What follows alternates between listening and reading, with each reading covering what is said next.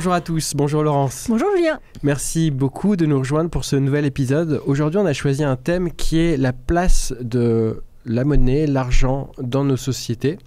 Le rapport de l'homme à l'argent, une question énorme. Je ne sais pas si en 20 minutes on pourra tout traiter.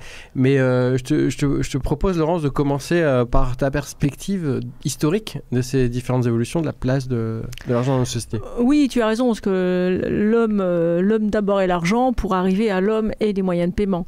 Déjà, les philosophes grecs tels que Platon parlaient de l'argent comme un facteur de corruption sociale. Mais les religions également ont abordé ce thème de l'argent, notamment la Bible, comme l'argent venant du malin, qui apportait en fait des choses mauvaises, sauf peut-être la religion juive et islamique qui, eux, abordent l'argent comme un moyen et on peut utiliser l'argent à condition de ne pas s'enrichir sur le dos des autres et de l'utiliser de façon mauvaise. D'où en fait l'argent sale et donc en fait des moyens de paiement qui doivent prendre en compte le fait que on manipule quelque chose qui est dans l'inconscient, quelque chose de sale. Donc c'est un tabou. Pour l'homme moderne. L'homme moderne a normalement 3 tabous, le sexe, la mort et l'argent. Je pense que l'argent reste le dernier tabou vraiment vivant dans nos sociétés. Et donc c'est important de le prendre en compte tel quel.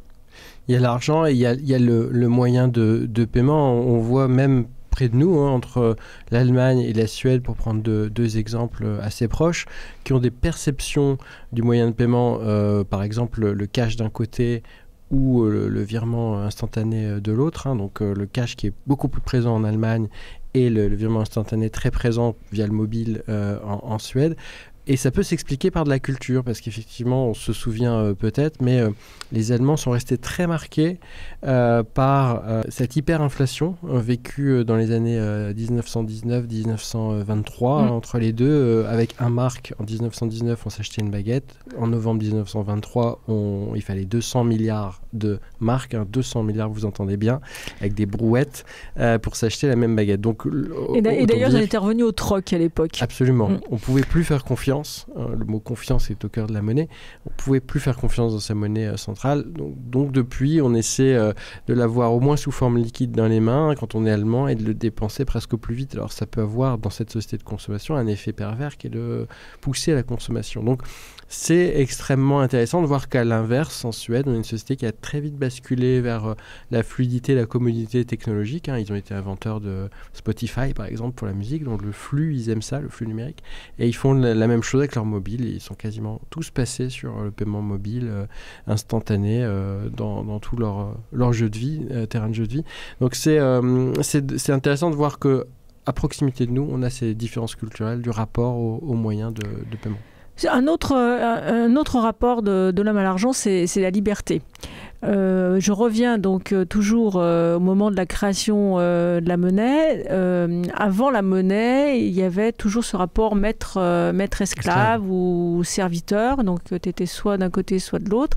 Mais quand tu servais ton maître, en fait, tu étais rémunéré de tous tes services. Non pas à l'époque, il n'y avait pas de monnaie. Donc en fait, le maître subvenait à tes besoins vitaux. Tu avais le gîte, le couvert, les vêtements. Alors évidemment, avec ce qu'il te donnait, tout le monde n'était pas plus ou moins généreux. Il te protégeait contre les épidémies, il te protégeait contre l'ennemi. Donc en fait, l'homme était en fait dans un cocon où le maître subvenait à tous ses besoins. Avec l'arrivée de la monnaie, on a commencé en fait à payer un salaire à certains ouvriers et après à plus en plus de gens, notamment les artisans et tout, on leur donnait un salaire et donc en fait une liberté. La monnaie a apporté la liberté à l'individu parce que du coup il subvenait lui-même à ses besoins, mais avec cette liberté pour subvenir à ses besoins. Est arrivée la peur de manquer et en fait cette peur qui est liée en fait à la peur de manquer pour ne plus pouvoir vivre vient en fait de cette époque-là où on est passé de l'un à l'autre et est vraiment intrinsèque encore aujourd'hui en fait lorsqu'on parle d'argent et donc de moyens de paiement. Aujourd'hui, c'est peur. Même si vous avez quelqu'un il peut avoir un compte en banque, il peut être milliardaire, il peut encore avoir peur de manquer. C'est vraiment une des peurs irrationnelles dans ce rapport de l'homme à l'argent. Tu me fais penser à cette effectivement définition de l'argent qui peut être à la fin une abstraction, une représentation du travail, de la valeur travail, hein, si on veut parler en physique de la transformation de l'énergie, mais cette valeur, il faut la séquestrer quelque part. Et effectivement, la monnaie a été une belle façon de capter, de capturer, de garder dans le temps cette valeur. Et puis dans l'espace aussi, tu parlais de liberté, parce que quand on était dans des blocs de granit sumériens à graver la tenue de compte et donc la valeur travail, on ne pouvait pas s'en aller bien loin. Donc quand on a inventé ces premières monnaies en coquillage ou en métal, on a pu s'éclipser quelque part. Donc cette liberté, elle est intéressante, gagnée par la monnaie. Ouais, elle est non seulement dans ta tête, mais elle est aussi dans tes jambes. Et tu me donnais une anecdote qui m'a semblé terrible, c'est cette émancipation qui est très récente chez les femmes en France, je crois, qui n'ont pas eu cette liberté tout de suite, comme l'esclave à l'Antiquité. Oui, les femmes ont pu avoir un compte en banque et un salaire en 1966. Donc c'est très très récent. Et avant, pour travailler, il faut l'autorisation de ton mari. Et en fait, le salaire que tu touchais, c'était ton mari qui le touchait en son nom sur son compte en banque. Oui, c'est très... Cette liberté était très patriarcale. Toujours plus proche dans le temps, je prendrais cette date de 2009, l'apparition du Bitcoin, qui se veut justement le plus, j'allais dire à droite, liberté individuelle, à gauche étant plutôt le collectif, le groupe. Et il faut trouver cet équilibre à chaque fois à renouveler. Dans l'extrême de la liberté individuelle, on a les inventeurs ou ceux qui se revendiquent d'être pro-Bitcoin, dire nous, on a de moins en moins confiance à des autorités centrales qui veulent nous dicter ce qu'il faut faire pour le collectif. Et je veux gagner cette liberté que je n'ai même plus avec les monnaies qui peuvent valoir zéro, comme à l'époque du mark en Allemagne. Donc on a des tentatives, en tout cas encore aujourd'hui, encore proche d'aujourd'hui, 2009, c'est très récent, des tentatives de nouveaux monnaie / moyen de paiement, puisque Bitcoin fait un peu les deux en même temps. Il écrit et il tient les comptes et il transfère. Donc c'est des choses qui me font penser peut-être à des tentatives d'uniformisation. Alors avant de l'uniformisation, je voulais parler quand même de la gratuité, qui est aussi un des points importants par rapport aux moyens de paiement. Puisque on voit bien que jusqu'il y a très très peu de temps, le moyen de paiement a toujours été gratuit. Quand je dis très très peu de temps, c'est depuis en fait moins de 60 ans. Jusqu'au chèque, le chèque est encore gratuit en France, c'est pour ça qu'il est aussi autant utilisé encore. En fait, on veut des moyens de paiement gratuits. Dans l'inconscient, payer pour payer, ce n'est pas possible. Oui, on se dit c'est son argent, pourquoi j'aurais besoin de payer pour voilà, le c'est déplacer. Pas possible. Et donc, en fait, il est important de revenir sur cette gratuité. D'ailleurs, les néobanques ou les prestataires de paiement l'ont bien compris, puisqu'en fait, ils ne proposent que des moyens de paiement gratuits. Tout est gratuit. C'est le slogan. Donc, c'est le slogan. Alors, c'est pas... Tout est relatif, puisqu'en fait... C'est gratuit. C'est gratuit. Qui est le produit ? Voilà, quelques paiements par carte seulement, ou jusqu'à un certain plafond, et après, ils font payer les choses assez chères. Mais quand même, c'est avec cette gratuité-là qu'en fait, les clients vont chez eux. Et bien souvent, quand tu discutes avec les gens, en fait, ils ont plusieurs néobanques et ils surfent en fait sur la partie gratuite de chaque néobanque, parce qu'en fait, pour eux, la gratuité est très importante. Ouais. Bon, les banques aujourd'hui l'ont pas encore complètement intégré, les banques traditionnelles, puisqu'elles sont toujours à vouloir en fait faire du PNB, premièrement, deuxièmement aussi revenir sur l'investissement, notamment sur la sécurité. On pourrait y revenir dans un prochain épisode. Mais cette gratuité, elle est vraiment intrinsèque aux moyens de paiement. Tant qu'on n'aura pas de moyens de paiement gratuits, les citoyens ne l'utiliseront pas. Alors, on viendra dans notre prochain épisode sur la sécurité, sur pourquoi ça ne peut pas être complètement gratuit, toujours cette dichotomie sécurité-liberté. Et je reviens sur mon Bitcoin, qui a cette tentative de dire je vais vous faire de la sécurité à aussi quasi gratuit, alors pas totalement gratuit. Si je reviens à cette industrie bancaire, 2 choses m'ont marqué. Un, le revenu de l'industrie tout entière sur les paiements, c'est 2200 milliards. 2200 milliards, c'est colossal. Aujourd'hui, c'est 2200 milliards de dollars. Le dollar est plus indexé à l'or, donc voilà, sa valeur, elle peut fluctuer dans le temps. Si on la rapporte à de l'énergie, parce que j'aime bien ça, j'ai calculé que l'industrie, pour la gestion du paiement, c'est environ 5000 TWh pour le monde entier qui gère des paiements, dans tous les acteurs. Le Bitcoin, on le critique beaucoup, il est en dessous des 100 TWh. Alors, on me dira, oui, mais il ne gère pas tous les paiements du monde. Mais même si on le portait à l'échelle, avec Lightning Network, avec des astuces qui font qu'on n'utilise pas toujours toute la transformation énergétique du Bitcoin, moi, j'ai bon espoir que ça peut être une alternative plus efficiente en matière d'énergie, donc de coûts. Après, se posent des questions de gouvernance. On sait qu'aujourd'hui, on a besoin de conventions sociales à travers un pays ou un continent comme l'Europe. On s'est porté garant derrière l'euro de plein de sécurité. Donc, il y a d'autres débats. Mais c'est intéressant de voir la gratuité, comme tu le dis, qui est très chère aux consommateurs finaux, qui est mal comprise peut-être, pourquoi aujourd'hui il y a des coûts. Et il y a de quoi en faire encore beaucoup d'épisodes sur ces sujets-là. Et je vais revenir sur l'uniformisation. Oui. Voilà. L'uniformisation qui est essentielle dans le cadre d'un échange. Surtout si on veut aller de plus en plus loin, il faut pouvoir échanger partout. Voilà. Donc avec pour pouvoir échanger avec le plus de monde possible, il faut parler de la même chose. On a commencé à uniformiser les mesures, les poids, les distances, le mètre. Voilà, ce qu'on appelle les étalons, même au temps des Romains, ils ont bien compris. Alors il y avait différents étalons, mais bon, en fait, ils étaient bien connus. Et petit à petit, en fait, on a mis des systèmes de poids et mesures qui étaient identiques. La langue également, qui était très très importante.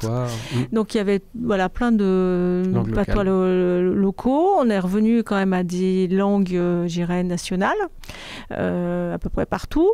Et aujourd'hui, on a même une langue supranationale qui est l'anglais, d'accord, puisque en fait, avec l'anglais, tu peux parler vraiment partout dans le monde. Et on voit bien que l'uniformisation permet vraiment d'augmenter les échanges. C'est vraiment le vecteur important. Donc après, il y a la monnaie. Donc on a eu les monnaies avec l'étalon or. Donc on était tous en fait étalonnés par l'or. Donc ça permettait les correspondances entre voilà. Maintenant, les monnaies sont étalonnées entre elles. On n'est plus étalonné par rapport à l'or. Avec ce fameux pétrodollar qui est un petit peu corrélé au pétrole. Voilà. Mais et donc en fait la monnaie et puis les moyens de paiement.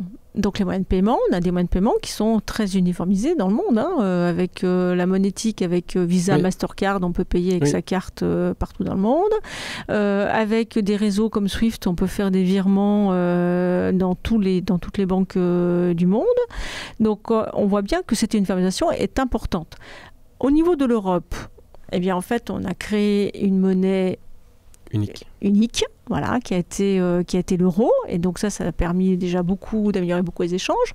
Après, en 2016, on a eu le SEPA, le fameux une messagerie unique qui permet de traiter entre toutes les banques. Là, très récemment, on a eu le virement instantané. Oui. Voilà, qui est une version améliorée de SEPA. Et voilà, qui est une version améliorée surtout du virement donc instantané, on ne va pas revenir dessus. Et aujourd'hui, là, est en train de sortir Wero, qui est le moyen de payer. Parce qu'il y a messagerie au centre, c'est une chose, mais le dernier kilomètre... oui, en fait, ce qui est important, c'est le moyen de payer. Parce que, maintenant qu'on paye tous avec... Et puis, c'est avec ça qu'en fait, chacun veut avoir une appli avec elle payer qui soit en fait fluide et directe.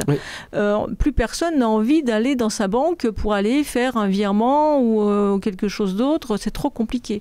Donc, uniformiser en fait le moyen de payer au niveau de toute l'Europe, ça c'est intéressant. Donc voilà, l'uniformisation, ça permet la fluidité et agrandir en fait le territoire d'échange. Du coup, ça me fait penser cette légère surface de contact pour qu'un payeur puisse payer un payé, me fait penser aux réseaux sociaux. Je m'explique. En Chine, qui a une toute autre histoire que l'Europe dans la construction de ces moyens de payer, qui sont aujourd'hui dominés par le paiement mobile, deux géants se partagent le marché chinois. WeChat, qui est issu de la grosse société Tencent, qui au départ faisait des jeux vidéo et connectait déjà les gens d'une certaine manière autour du jeu, puis du réseau social WeChat. Puis juste après avoir bavardé, on peut avoir besoin avec un marchand ou un ami de transférer des fonds. Donc ils ont, par naturalité, je dirais, prolongé le mouvement des paiements. Et pareil, Alibaba d'un côté a créé Alipay, d'abord pour faire converser les gens avec leurs milliers de marchands, parce que sur Alibaba, il y a plein de marchands en fait. Et puis entre eux d'ailleurs, c'est devenu un réseau social, Alipay. Alors il faut savoir qu'en Chine, Facebook sont interdits, ou Instagram ou WhatsApp. Donc ils ont eu aussi plus de champs libres pour construire ces deux grands empires. Et puis ils ont eu un dernier champ libre, c'est que le pays était très peu bancarisé. Donc tu le disais, Laurence, c'est vrai que les banques ont été cet acteur qui a fourni les moyens de paiement, pas complètement les moyens de payer, puisque des startups ou des big tech ou d'autres sont arrivés pour le fournir. En Chine, c'est effectivement deux géants technologiques qui l'ont proposé.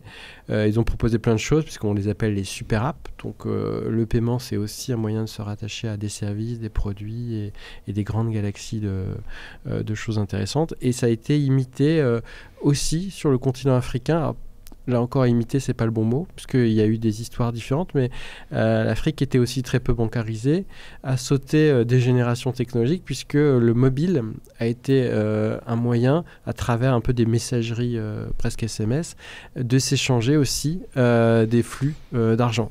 On pense à M-Pesa au Kenya, qui a commencé à montrer l'exemple il y a pas mal d'années déjà, qui a été rejoint par Orange Money plus récemment et plus à l'ouest de l'Afrique. Et puis d'autres. Donc, il n'y a pas encore une uniformité au sein de l'Afrique. Déjà, à l'échelle des pays, il y a encore des moyens de payer qui commencent à réfléchir, à interagir ensemble. Mais on le voit, les histoires et les cultures autour de ces moyens de paiement et de payer varient quand même au niveau mondial assez grandement. Et lié à l'histoire de chaque pays, puisque bon, là, tu parlais de l'Afrique, évidemment, il n'y avait pas de banque. Les banques, c'était les colons. Les autochtones avaient une autre façon de fonctionner.